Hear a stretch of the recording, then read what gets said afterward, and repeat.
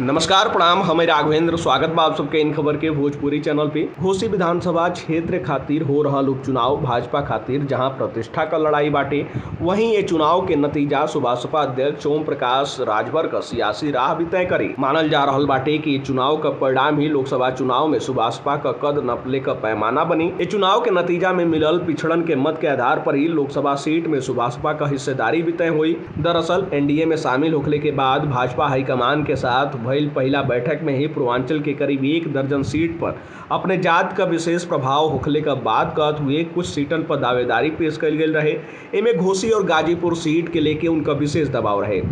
भाजपा अध्यक्ष द्वारा भाजपा हाईकमान के सामने दोनों सीट पर अपने जात का संख्या का हवाला देते हुए कहल गई रहे कि यदि ये दोनों सीट के सुभाषपा के खाते में दिहल जाई तो 2019 के चुनाव में भइल भाजपा का हार का बदला लिहल जा सकेला। भाजपा हाईकमान के सामने सुभाषपा अध्यक्ष द्वारा पूर्वांचल में खुद के पिछड़ा का बड़ा नेता प्रोजेक्ट करने के साथ ही राजभर और उपजात पर पकड़ होखले का दावा कल गई बा। घोसी उपचुनाव में पिछड़ी जात में सबसे अधिक वोट राजभर जात का ही बाटे। मुस्लिम और दलित के बाद तीसरा नंबर पर राजभर जात का ही संख्या बा।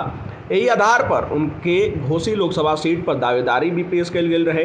यही कारण से मानल जा रहा बा कि घोसी विधानसभा के उपचुनाव के बहाने भाजपा हाईकमान राजभर जात पर सुभाषपा अध्यक्ष का पकड़ का दावा भी परखी। सूत्रन का मानल जाओ तो घोसी उपचुनाव के बाद ही एनडीए के घटक दल के दिहल जाए वाली सीट के लेके भी फैसला हुई। इस लिहाज से घोसी उपचुनाव का परिणाम सुभाषपा अध्यक्ष खातिर अहम हुई।